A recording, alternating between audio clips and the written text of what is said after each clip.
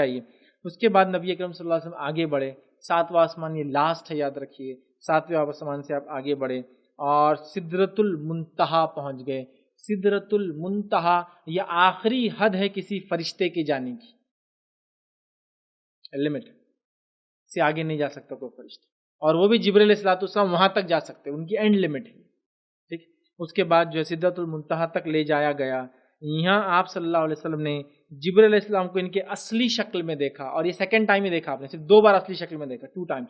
ایک بار پہلی بار حدیث میں آتا ہے زمین سے آسمان تک سب بھر گیا تھا ان کی وجہ سے، سیکنڈ ٹائم تھا جو ریئل فیس، ورنہ ہمیشہ وہ انسانی شکل میں آتے تھے، میں نے ان کو اصلی شکل میں دیکھا۔ آپ فرماتے ہیں سبز خوبصورت باریک ریشمی جوڑے میں دیکھا، سبز گرین خوبصورت باریک ریشمی، یاد ہے کہ ریشم دنیا میں مردوں کو پہننا حرام ہے، جنت میں ریشم سب پہنیں گے، تو جبرائیل علیہ السلام کا لباس سبز ریشم باریک لباس آپ پہنے ہوئے تھے، یاد ہے کہ جوڑے میں دیکھا۔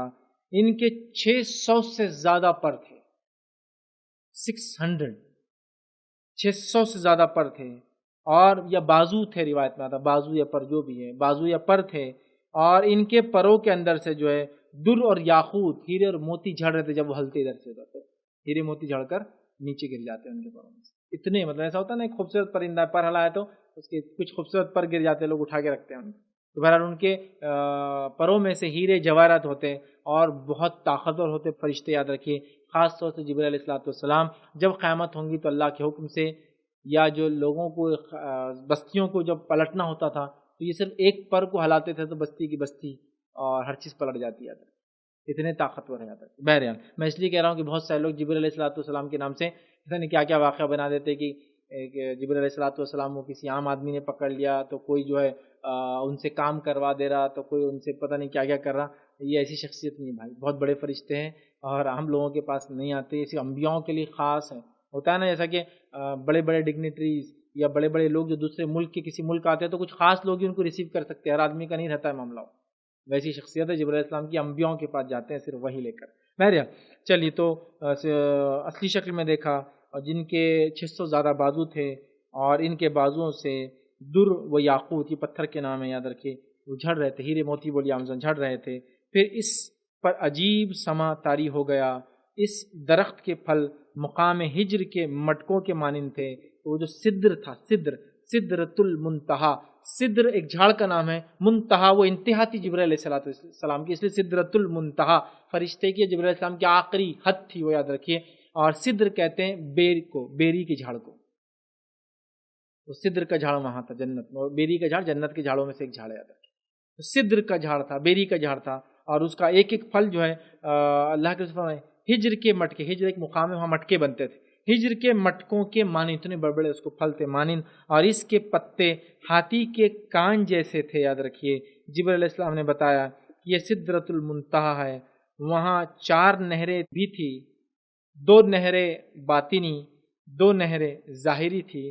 جب میں نے دریافت کیا جبرائیل یہ کیا ہے، انہوں نے فرمایا یہ 2 باطنی نہریں جنت کی نہریں ہیں، جنت میں جاتی نہریں، نہر پانی، دودھ، شہد، جنت میں جانے والی، اور 2 ظاہری نہریں ہیں، جو ایک نیل اور دوسری فرات، یوفریٹ یا یوفریٹ جو عراق سے بہتی ہے ایک ندی، اور دوسری نیل جو مصر کے اندر جو ہے بہتی ہے۔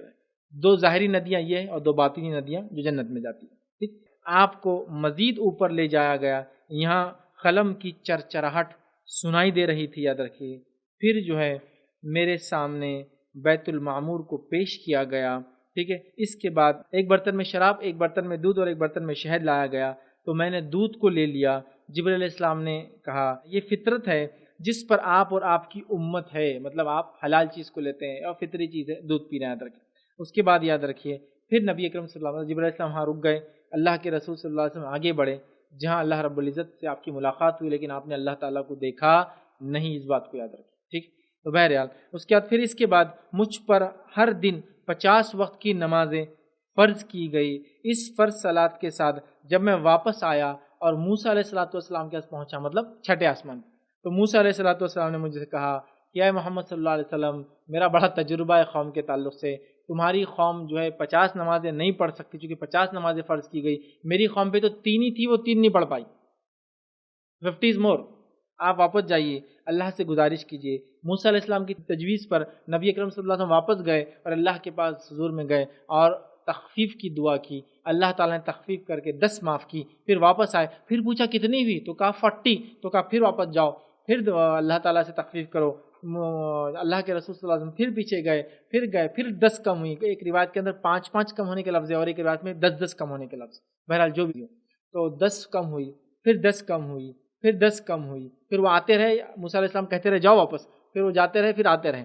جب اس کے بعد ہو گیا، چوتھی بار آئے تو کہا جائیے اللہ کو کہیے اتنی نمازیں نہیں ہوں گی آپ کی قوم سے۔ اللہ کے رسول صلی اللہ علیہ وسلم واپس گئے، پھر آئے، پھر موسیٰ علیہ السلام نے کہا کہ کتنی ہوئی، تو کہا 5 ہو گئی۔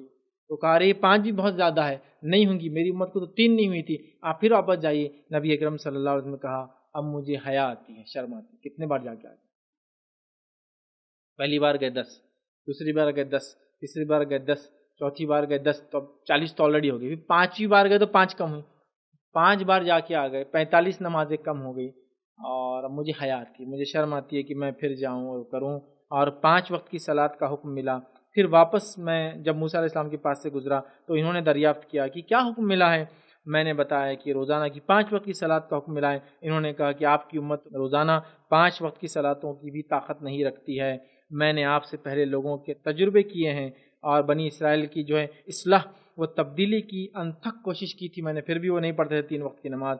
آپ واپس جا کر اپنی امت کے لیے مزید تخفیف کی جو گزارش کیجیے۔ تو اللہ کے رسول صلی اللہ علیہ وسلم نے فرمایا کہ بار بار جاتے اور تخفیف کا سوال کرتے، مجھے اب شرم محسوس ہوتی ہے، اب میں اس حکم پر راضی ہوں اور سر تسلیم خم کر کے اس بات کو قبول کرتا ہوں 5 نمازوں کو۔ اس کے بعد جو ہے نبی اکرم صلی اللہ علیہ وسلم نے فرمایا جب میں وہاں سے آگے بڑھا تو ایک اعلان کرنے والے نے اعلان کیا کہ میں نے اپنا فریضہ نافذ کر دیا اور اپنے بندوں پر تخفیف بھی کر دی، صلاۃ تو 5 وقت کی ہے لیکن ثواب 50 کا ہی دوں گا۔ اور اسی لیے جو ہے ایک نیکی کا اجر اس امت میں 10 کے برابر ہو جاتا ہے۔ اور یہ بات ہم جانتے ہیں، جیسے کہ کوئی رمضان کے روزے رکھ لے تو کتنے ہوئے؟ 1 مہینے کے 30 روزے۔ اس کے شوال کے 6 روزے رکھ لے تو کتنے ہوئے ٹوٹل روزے؟ 36۔ تو گویا اس نے اس کو اجر کتنا ملتا ہے؟ جیسے کہ پورے سال اس نے روزے رکھے، 36 × 10 کر دیے 360 ڈیز ہو جاتے ہیں۔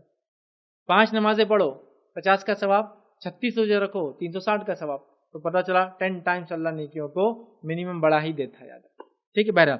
تو کہا کہ نمازیں تو جو حکم تھا وہی ہے 50 کا، تخفیف بھی کی گئی لیکن اجر باقی رہا، اجر 50 کا 50 باقی رہا 5 پڑھنے کے بعد۔ تو اس امت کو 5 نمازوں کا ثواب جو ہے 50 کے برابر ملیں گے، یاد رکھیے۔ اس کے بعد جو ہے معراج میں 3 تحفے نبی اکرم صلی اللہ علیہ وسلم کو ملے۔ عام طور سے ہم 1 یا 2 جانتے ہیں لیکن 3 تحفے آپ کو کل ملے۔ پہلا تحفہ معراج کا کیا تھا؟ وہ 5 وقت کی فرض نماز، یہ معراج کا پہلا تحفہ۔ معراج کا دوسرا تحفہ کیا تھا؟ نبی اکرم صلی اللہ علیہ وسلم کو سورۃ البقرہ کی آخری 2 آیتیں دی گئی، آمن الرسول بما انزل الیہ من ربہ والمؤمنون کلنا آمن باللہ، اس سے آگے کی جو اس کی بات کی آیت، سمجھ رہے آپ؟ یہ 2 آیتیں، آیت نمبر 285 اور 286 اللہ رسول کو دی گئی، اور ان دونوں آیتوں کی بہت بہت زیادہ فضیلت یاد رکھیں، بے انتہا فضیلت، لہٰذا ان 2 آیتوں کو ہم یاد کر لیں، باہر یاد رکھیں۔ چلیے، بے انتہا فضیلت ہے، تو یہ 2 آیتیں ملی، پہلا تحفہ نماز، دوسرا 2 آیتیں، تیسرا ایک اور تحفہ ملا، اور تیسرا عظیم تحفہ یہ کیا گیا کہ اس امت کا جو شخص شرک نہیں کرے گا اس کے کبیرہ گناہ اللہ معاف کر دیں گا۔ یہ تیسرا تحفہ، اس امت کا کوئی شخص اگر شرک نہیں کرے گا تو اس کے کبیرہ گناہ معاف کر دیے جائیں گے۔ لیکن آپ کو یہ بتا دوں، واضح کر دوں، معافی کے اللہ تعالیٰ کے کئی طریقے ہیں، ان میں سے ایک طریقہ یہ ہے کہ اللہ تعالیٰ سیدھے معاف کر دیتا ہے، دوسرا طریقہ یہ ہے جہنم کی سزا دے کر معاف کرتا ہے۔ تو کوئی نہ سمجھے شرک جو نہیں کریں گا اس کے گناہ کبیرہ معاف ہو جائیں گے، تو اس کا مطلب کبیرہ گناہ کرنے کا لائسنس مل گیا اپنے کو، توحید پہ ہو جاؤ کبیرہ گناہ کرتے رہو۔ نہیں نہیں نہیں، معافی کے کئی ذریعے، یاد رکھیے۔ تو یہ سزا بھگت کے آنا بھی ایک ذریعہ ہے، اور روایتوں واضح ہے کہ کچھ لوگ جہنم میں جل کے آئیں گے، آخری انسان جو جہنم سے آئیں گا اس کا واقعہ ہم جانتے ہیں، ظاہر سے شرک نہیں کیا ہوں گا تبھی تو بچ کے آیا نا، یہ بھی تو معافی کا ذریعہ۔ لیکن اللہ تعالیٰ جو شرک نہیں کریں گا کبیرہ گناہ انشاءاللہ اس کے بخش دیں گا۔ یہ 3 تحفے معراج میں نبی اکرم صلی اللہ علیہ وسلم کو دیے گئے۔ آئیے